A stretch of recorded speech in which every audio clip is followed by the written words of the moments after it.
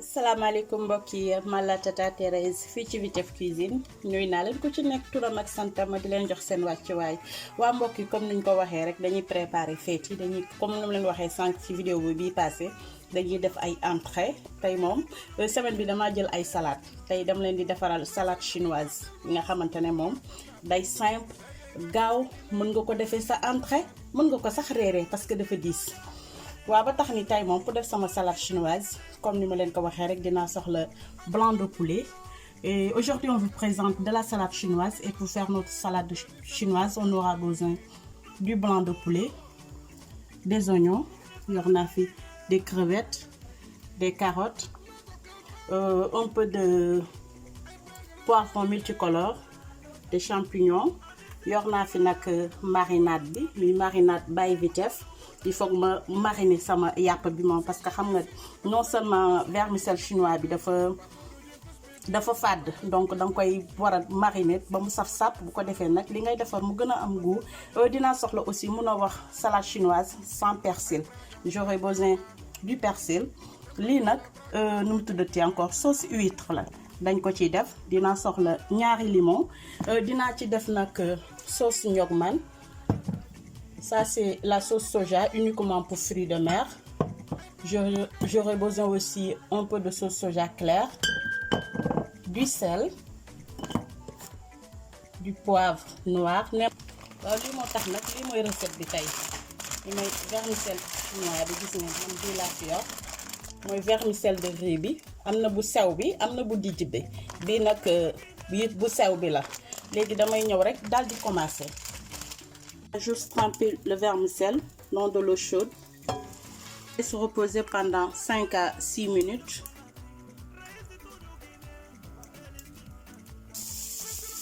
Pendant ce temps, je fais revenir mon blanc de poulet.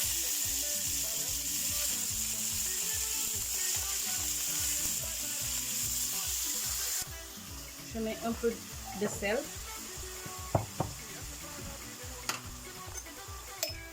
Je mets une cuillère d'ail haché.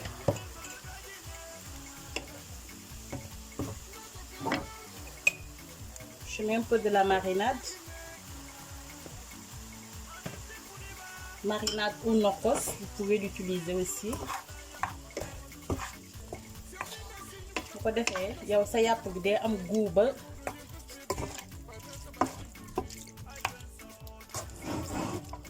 Et je laisse cuire pendant 5 minutes. Voilà, léegi sunu kii bi ñor na. Mon blanc de poulet cuit. Maintenant je vais le transvaser.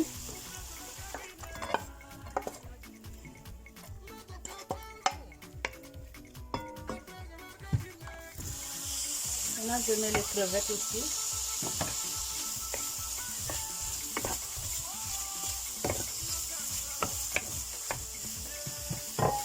Juste un peu de sel. Et je laisse dorer les crevettes. Allez, gis nga les crevettes bi baax na. Ma mélanger ko ak blanc de poulet bi aussi. Maintenant je mets les oignons.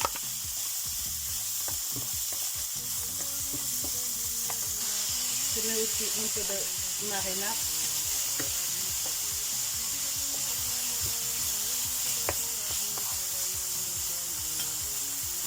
Un peu de sel. Il faut faire attention au sel aussi parce que la sauce normale c'est un peu salé et la sauce soja aussi c'est salé. Donc il faut faire attention quand vous utilisez ces deux produits par rapport au sel.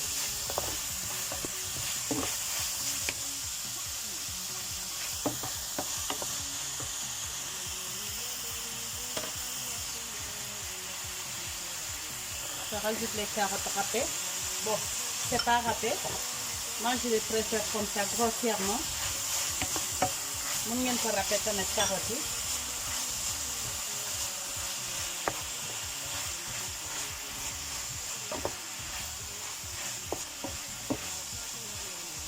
Je mets le poivron. Moi, j'ai le poivron surgelé. Je vais rajouter un peu encore. Et je mélange.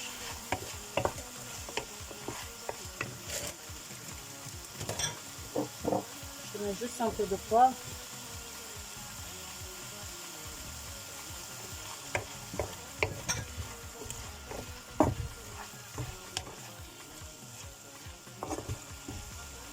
Je laisse cuire pendant 5 minutes.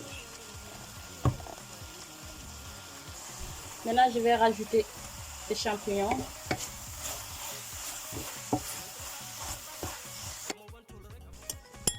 Maintenant, pour mes différentes sauces de soja, là, c'est la sauce huître. Moi, je mélange tout ce qui est liquide. Je mets à peu près 2 cuillères à soupe de sauce pour fruits de mer.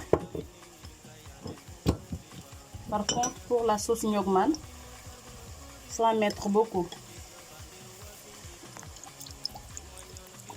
À peu près un demi-verre de sauce Nyogman.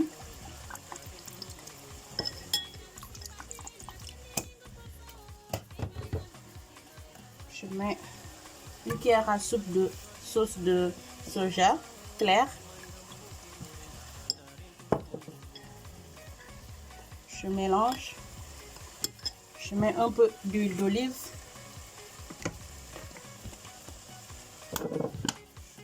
Je rajoute du poivre noir. Et je mélange. Après, je mets le jus de citron.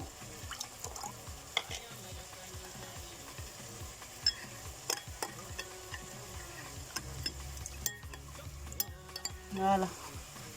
Machallah. C'est trop bon.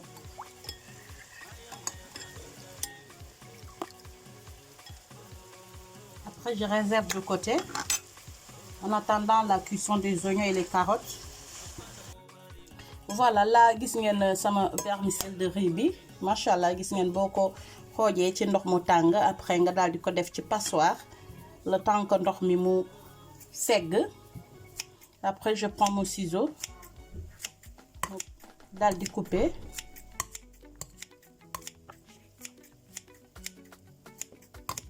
C'est un ciseau de cuisine.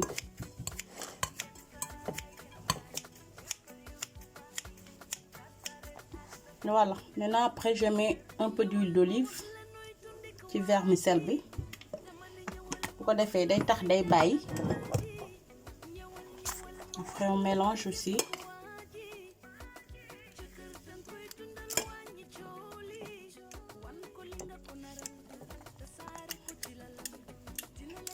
Nga boo ko defee huile d'olive gis ngeen day tasaaral day rafet day bàyyeeku en fait day mel ni comme boo toggee sa pâte rek foog nga def ko beurre wala nga def ko huile d'olive.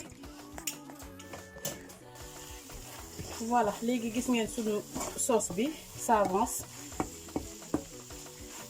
Faut pas que les oignons soient aussi un peu trop cuits du moins.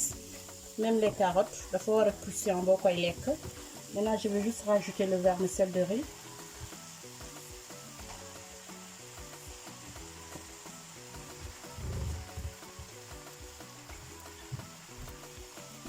Après, il faut bien mélanger.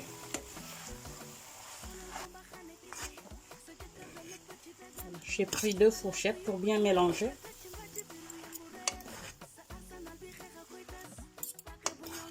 Machallah. Après, je rajoute les crevettes et le blanc de poulet.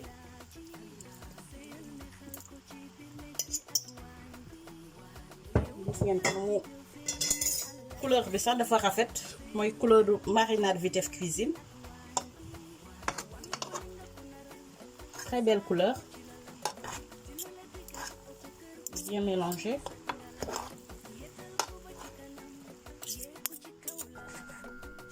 Maintenant, je vais rajouter mon mélange de sauce. Dangay def petit à petit parce que mënoo ñëw rek nga def quantité bi lépp. Dangay def ndànk-ndànk au fur et à mesure. Faut goûter pour voir si ça va.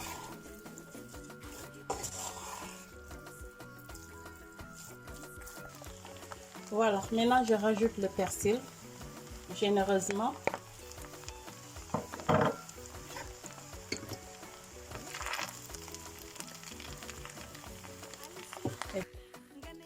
waaw kay nag gis ngeen sunu salade chinoise bi pare na macha allah léegi dañuy ñëw rek daal di dresser sunu assiette.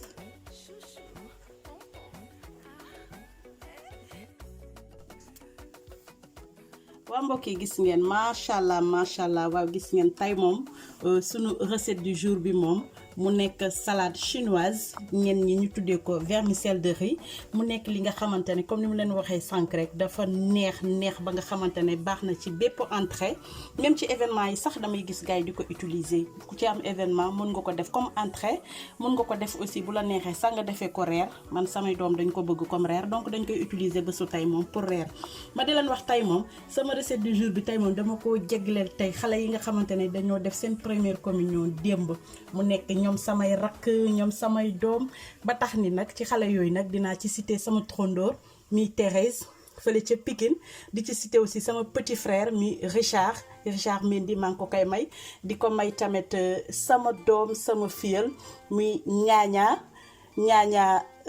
nasalan fële ca Caaroy ma di ko may tamit sama beneen doom mu nekk Georgette fële ca Caaroy sur Mer ma di ko may tous les enfants yi nga xamante ne dañoo jël seen premier sacrement ma di leen wax nag félicitations ma di leen wax yéen tamit bu leen fàtte di abonné surtout su ko defee ngeen di mën a di jot bépp vidéo bi ñu dugal ngeen di appuyer aussi ci cloche bi comme ça ngeen mën di recevoir suñuy notification bu leen fàtte tamit di aimer il faut liker les vidéos bu ko defee YouTube day mën a di recommander samay vidéo donc bu leen fàtte loolu surtout ma di leen jox dig daje fii ak beneen yoon ak beneen recette fii ci Vitef Cuisine merci.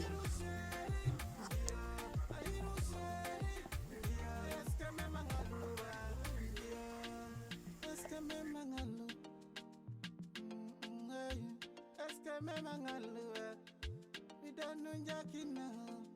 Yeah,